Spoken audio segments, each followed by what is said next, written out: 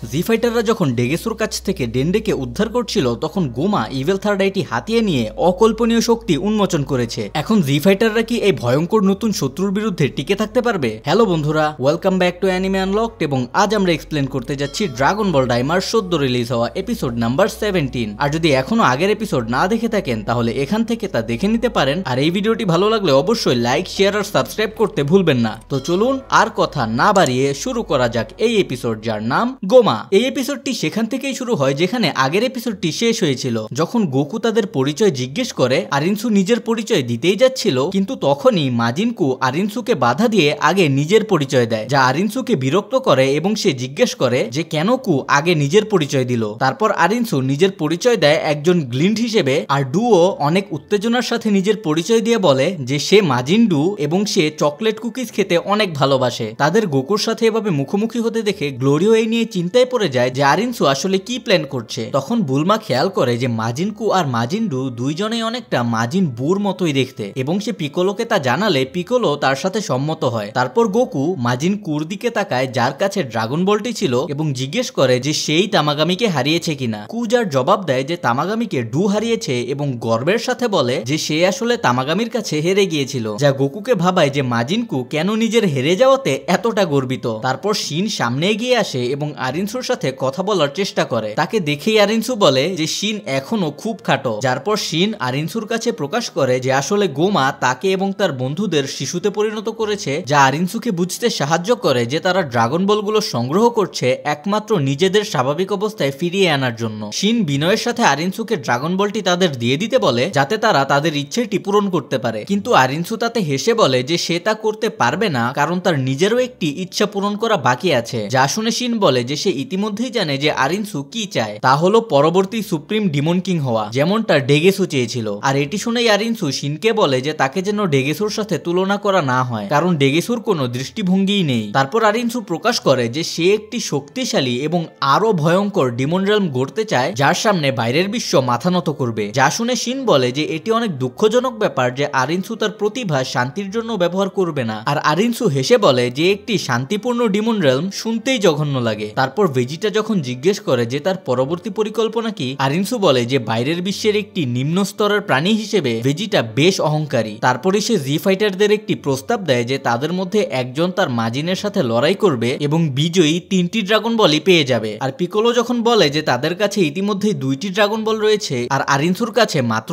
একটি রয়েছে, তাহলে তারা তার প্রস্তাব কেনই বা গ্রহণ করবে। তখন আরিনসু জবাব দেয় যে যদি তারা তার প্রস্তাব গ্রহণ না করে তাহলে সে তার ড্রাগন বলটি ধ্বংস করে দিবে যাতে তারা তা না পায়। আর কিছুক্ষণ নীরবতার পর গোকু হেসে বলে এটা ভালো শোনাচ্ছে, চলো লড়াই করি। পিকোলো গোকুকে বলে যে আরিনসুর মাজিনদের বেশ আত্মবিশ্বাসী মনে হচ্ছে, কিন্তু গোকু বলে যে এটা তার জন্য কোনো ব্যাপারই না। যারপর ভেজিটা গোকুর সামনে এসে জিজ্ঞেস করে যে কেন গোকুই তাদের হয়ে লড়াই করবে এবং প্রস্তাব দেয় যে রক পেপার সিজার খেলার মাধ্যমেই নির্ধারণ করা হোক যে কে লড়াই করবে, কিন্তু গোকু এই প্রস্তাব প্রত্যাখ্যান করে দেয় আর বলে যে ভেজিটা লাস্ট তামাগামির সাথে লড়াই করেছিল এবং এইবার তার পালা, এবং তারা যখন রক পেপার সিজার খেলবে নাকি পালাক্রমে লড়াই করবে তা নিয়ে তর্ক করছিল, মাজিন ডুকে ব্যাকগ্রাউন্ডে প্রজাপতির পিছনে ছুটতে দেখা যায়, যেটি সে একটু আগেই দেখেছিল। ভেজিটা বলে যে যেহেতু তারা দুইজনেই তামাগামির সাথে লড়াই করেছে তাহলে এটা ম্যাটার করে না যে এখন কে লড়াই করবে, যার জবাবে গোকু বলে যে যদি এটা ম্যাটার নাই করে তাহলে সে নিজেই লড়বে। আর তারা যখন তর্ক চালিয়ে যাচ্ছে এবং ডু এখনো প্রজাপতির পিছনে ছুটছে, বুলমা সামনে এসে তাদের তর্ক বন্ধ করিয়ে দিয়ে বলে যে এবার গোকুর পালা, এবং যদি ভেজিটা একজন প্রাপ্তবয়স্ক হয়ে থাকে তাহলে তার উচিত একজন প্রাপ্তবয়স্কের মতোই আচরণ করা এবং গোকুকে লড়াই করতে দেওয়া। যদিও এতে ভেজিটা অনেকটাই বিরক্ত হয় তবুও সে গোকুকে লড়াই করতে দেয়। আর গোকু যখন লড়াইয়ের জন্য খোলা জায়গার দিকে হাঁটে,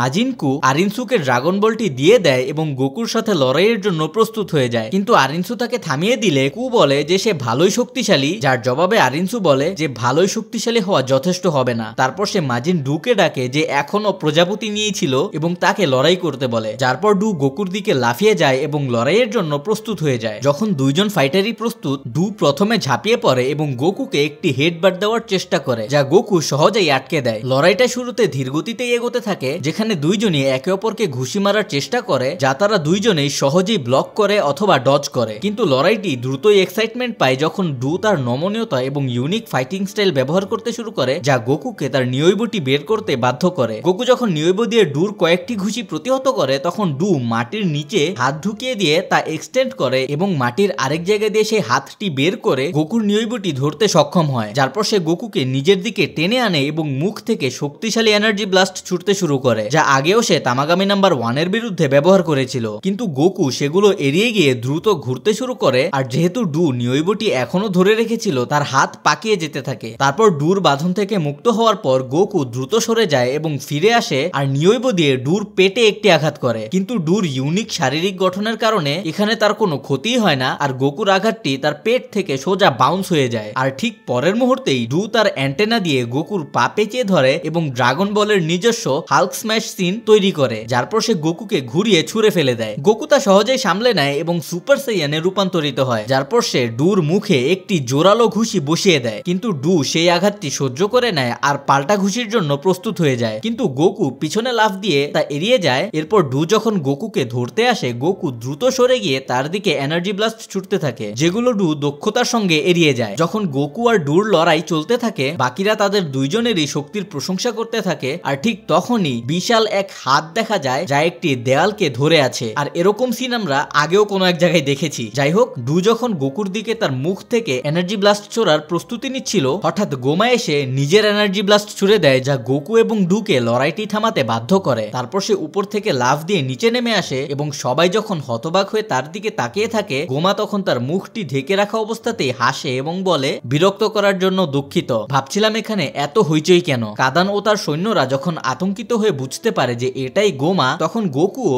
উপলব্ধি করে যে এটাই সেই গোমা যাকে তারা খুঁজছিল, আর সে সরাসরি জিজ্ঞেস করে, তুমি কি গোমা? যার জবাবে গোমা তার হাত ছড়িয়ে দিয়ে বলে, ঠিক ধরেছ, আমি হলাম সুপ্রিম ডিমন কিং গোমা। আরিনসু ও নেভা দুইজনেই থার্ড আইটিকে চিনতে পারে, আর যখন আরিনসু বলে যে এটা অসম্ভব, নেভা এটিকে এটির আরেক নাম টার্সিয়ান অকিউলাস বলে ডাকে। আর পাঞ্জি যখন এই বিষয়ে জানতে চায়, তখন নেভা প্রকাশ করে যে এটি একটি ভয়ঙ্কর লেজেন্ডারি আইটেম যার নাম হচ্ছে ইভেল থার্ড আই, আর এটি যার কাছেই থাকে তাকে এটি অতুলনীয় শক্তি প্রদান করে, যা তাকে যে কোনো রাজ্যে রাজত্ব করতে সক্ষম করে। যারপর গ্লোরিও নেভাকে বলে যে সে শুনেছিল এটি কিং আবুরার শাসনকালে হারিয়ে গিয়েছিল, আর নেভাও ভাবতে থাকে যে গোমা এটি পেলই বা কোথা থেকে। আর এই কথা শুনে হাইবিস নার্ভাস হয়ে বুঝতে পারে যে সে কি করে ফেলেছে। গোমা তখন তার পুনর্জন্মের আসল ভয়াবহতা সবার কাছে তুলে ধরার জন্য নেভাকে ধন্যবাদ জানায়। এদিকে বুলমা থার্ড আইটি লক্ষ্য করে এবং হাইবিসকে জিজ্ঞেস করে যে এটি তার বেল্টে থাকা চোখের মতোই দেখতে কিনা। যারপর সে খেয়াল করে যে হাইবিসের কাছে তার বেল্টটি নেই, এবং সে যখন হাইবিসকে এই নিয়ে প্রশ্ন করে, তখন হাইবিস খুব নার্ভাস হয়ে বলে,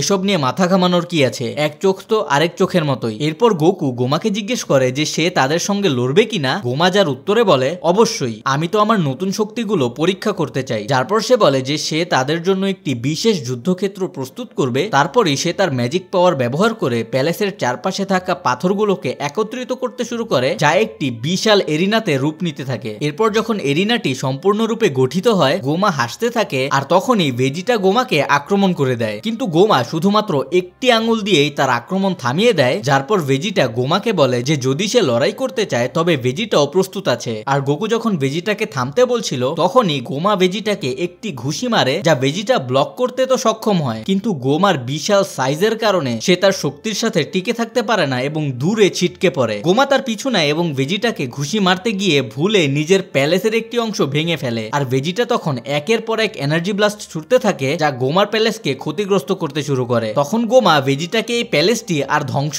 না করতে বলে, কিন্তু ভেজিটা এনার্জি ব্লাস্ট ছুটতেই থাকে, আর রেগে গিয়ে গোমা ভেজিটাকে আঘাত করে। আর ভেজিটা এই আঘাতও ব্লক করতে পারে, কিন্তু আবারও গোমার বিশাল সাইজের সঙ্গে সে টিকে থাকতে পারে না। গোমা যখন আত্মবিশ্বাসের সঙ্গে দাঁড়িয়ে থাকে, তখন ভেজিটা সুপার সাইয়ান রূপ নেয় এবং গোমার মুখে একটি শক্তিশালী ঘুষি মারে, কিন্তু গোমা তাতে একটুও নড়ে না, বরং সে ভেজিটাকে ধরে ফেলে এবং দূরে ছুঁড়ে ফেলে দেয়। এরপর এতক্ষণ নীরবে সবকিছু পর্যবেক্ষণ করা গোকু সবাইকে একসঙ্গে গোমার উপর আক্রমণ করতে বলে, যার পর পিকোলো, শিন এবং গ্লোরিও একসঙ্গে গোমার বিরুদ্ধে লড়াইয়ের জন্য ঝাঁপিয়ে পড়ে। আর এটি দেখে বুলমা বলে যে গোকু তো সাধারণত সবাইকে একসাথে কারো বিরুদ্ধে লড়াই করতে বলে না। যারপর নেভা বলে যে তাদের শত্রু এতটাই শক্তিশালী যে একসাথে লড়াই করা ছাড়া আর কোনো উপায় নেই। যারপর গোকু এবং পিকোলো গোমাকে ঘুষি মারতে গেলে সে সহজেই তাদের আক্রমণ প্রতিহত করে, আর শিন এবং গ্লোরিও দূর থেকে আক্রমণ করলে গোমা অনায়াসে সেগুলোর মোকাবেলা করে। তখন গোকু সঙ্গে সঙ্গে সুপার সাইয়ান রূপ নেয় এবং সবাই মিলে গোমাকে আক্রমণ করতে থাকে, কিন্তু গোমার এতে কিছু তো হয়ই না, বরং সে হাসতে হাসতে গোকুকে একটি মাত্র ঘুষি দিয়ে দূরে ছুঁড়ে ফেলে দেয়। আর গোকু যখন একটি পাথরের উপর আছড়ে পড়ে, তখন তার পকেট থেকে রিভাইভ বাগগুলো নিচে পড়ে যায়। আর এদিকে যখন সবাই ভাবতে থাকে যে এটিই কি ইভিল থার্ড আই এর শক্তি, তখন বুলমা আরিনসুর কাছে গিয়ে বলে যে যদি তোমরাও শক্তিশালী হও তাহলে তোমরাও লড়াইয়ে যোগ দাও। যা শুনে আরিনসু গোমার বিরুদ্ধে লড়তে থাকা জি ফাইটারদের দিকে দেখে এবং কিছুক্ষণ চিন্তার পর সে মাজিনকু এবং মাজিন ডুকে লড়াইয়ের জন্য যোগ দিতে বলে। আর মাজিন ভাইরা এই মুহূর্তের জন্যই অপেক্ষা করছিল আর তারা আনন্দের সাথে যুদ্ধে ঝাঁপিয়ে পড়ে। আর মাজিন ডু তো তাদের লড়াই করার অনুমতি দেওয়ার জন্য আরিনসুকে ধন্যবাদও জানায়। যারপর দলের বাকি সদস্যরা লড়াইয়ে যোগ দেওয়ার সিদ্ধান্ত নেয়। আর ঠিক যখন তারা চলে যায়, নেভা তামাগামির কাছে গিয়ে তাকে চোখ মারে, যা তামাগামিকে বিভ্রান্ত করে। তারপর নেভা আবারও চোখ মারে, কিন্তু এবার তার সাথে একটি স্পেলও ব্যবহার করে, যার ফলে তামাগামিও বুঝতে পারে যে নেভা চায় তামাগামি যেন লড়াইয়ে যোগ দেয়। এরিনায় গোমা সবাইকে সহজেই পরাস্ত করতে পারছে। আর ঠিক তখনই ডু তার হাত বাড়িয়ে গোমার 2 হাত ধরে ফেলে। আর এই সুযোগে উপর থেকে পিকোলো ও ভেজিটা, পেছন থেকে গোকু এবং সামনে থেকে কু একসঙ্গে আক্রমণ করে দেয়। কিন্তু গোমা শুধু মুচকি হাসে আর থার্ড আই এর শক্তি ব্যবহার করে পাথর দিয়ে তাদের সবাইকে সামলে নেয়। ঠিক তখনই একটি এনার্জি বিম গোমার মুখের সামনে এসে পড়ে, যা ছুঁড়েছিল তামাগামি নাম্বার 1। এবং প্রথমে গোমা এতে একটু অবাক হয়, কিন্তু তারপরে সে হেসে থার্ড আইটি ব্যবহার করে এবং বিমটিকে তামাগামির দিকে ফিরিয়ে দেয়, যার ফলে তামাগামি এবং ডু একসঙ্গে ছিটকে পড়ে। এরপর গোমা এরিনার মাঝখানে ভাসতে থাকে আর জি ফাইটাররা সবাই তার দিকে তাকিয়ে থাকে। হঠাৎই গোমা মাটি থেকে পাথর টেনে তোলে এবং সেগুলো জি ফাইটারদের দিকে ছুটতে থাকে। মাজিন ডু, মাজিনকু, গ্লোরিও এবং শিন পাথরগুলো এড়িয়ে চলার চেষ্টা করছে। আর অন্যদিকে পাথরগুলো এড়িয়ে যেতে যেতে গোকু, পিকোলো এবং ভেজিটা গোমার দিকে উড়ে যাওয়ার চেষ্টা করছে। আর যখন গোমা তাদের পথ আটকানোর চেষ্টা করে, তখন তামাগামি তাদের সাহায্য করে এবং সামনের যে পাথরটি আছে তা এক কোপে কেটে ফেলে। এরপর গোমা সামনে ঝাঁপিয়ে পড়ে এবং তখন পিকোলো ও ভেজিটা 2 দিক থেকে আক্রমণ করে, যার ফলে বিশাল একটি গর্ত সৃষ্টি হয় এবং তারা সবাই গোমার সঙ্গে লড়াই শুরু করে। তামাগামি পেছন থেকে আক্রমণ করার চেষ্টা করে, কিন্তু গোমা তা সহজেই থামিয়ে দেয় এবং তাকে লাথি মেরে দূরে ছুড়ে দেয়। আর গ্লোরিও ও শিন 2 পাশ থেকে হামলা চালায়, কিন্তু গোমা তাদের নিজস্ব এনার্জি ব্লাস্ট গুলোকে তাদের দিকেই ফিরিয়ে দেয়। মাজিন কুকেও এখানে লাথি মেরে সরিয়ে দেওয়া হয় আর ডু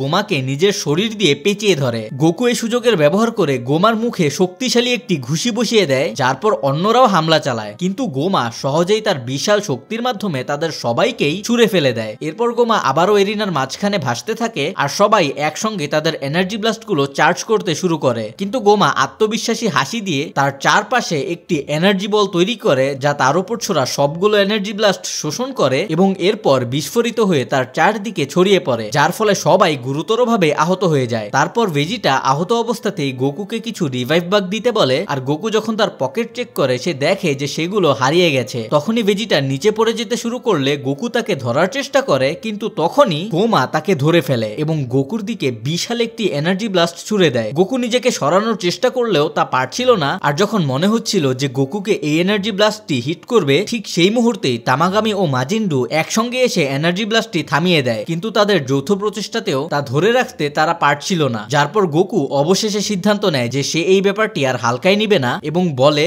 এবার আর কোনো উপায় নেই, এবং সঙ্গে সঙ্গেই সুপার সাইয়ান 3-তে রূপান্তরিত হয়ে যায়। আর ঠিক সেই মুহূর্তেই ডু এবং তামাগামি এনার্জি ব্লাস্টের ধাক্কায় ছিটকে পড়ে যায়, কিন্তু গোকুকে যখন সেই ব্লাস্টটি আঘাত করে তা তার কোনো ক্ষতিই করে না। আর যখন বিশাল আকার গোমা এবং SSJ-3 গোকু মুখোমুখি হয়ে দাঁড়িয়ে আছে, এই এপিসোডটি এখানেই শেষ হয়ে যায়। আর মাত্র 3টি পর্ব বাকি থাকায় ড্রাগন বল ডাইমা এখন শেষের দিকে। আর পরবর্তী এপিসোডটি হয়তো গোকু এবং গোমার লড়াইয়ের উপরই বেশি গুরুত্ব দিবে। আর এমনও হতে পারে আমরা গোকুর SSJ-4ও হয়তো আনলক হতে দেখতে পারি। যাই হোক, তা সবকিছুই দেখা যাবে যখন নেক্সট উইক আগামী এপিসোড অ্যাওয়েকেনিং রিলিজ হবে, যার ব্যাখ্যা আমরা যত দ্রুত সম্ভব অ্যানিমে আনলকডে নিয়ে আসব। আর তা মিস করতে না চাইলে আমাদের চ্যানেল অ্যানিমে আনলকডকে সাবস্ক্রাইব করে বেল আইকন প্রেস করুন এবং আমাদের সাথেই থাকুন। আমরা খুব শীঘ্রই পরের এপিসোডটি আনতে চলেছি। আর ভিডিওটি ভালো লাগলে অবশ্যই লাইক, কমেন্ট আর শেয়ার করতে ভুলবেন না। আর সামনে কোন অ্যানিমে এক্সপ্লেনেশন দেখতে চান তাও কমেন্টে অবশ্যই জানাবেন। আর হ্যাঁ, আমি একটু অসুস্থ থাকাতে the daily life of the immortal king নিয়ে কাজ করতে পারিনি, কিন্তু সেই সিরিজটিও খুব শীঘ্রই হয়তো এই সপ্তাহের মধ্যেই আমি আনতে চলেছি। তো প্লিজ চোখ রাখুন অ্যানিমে আনলকডে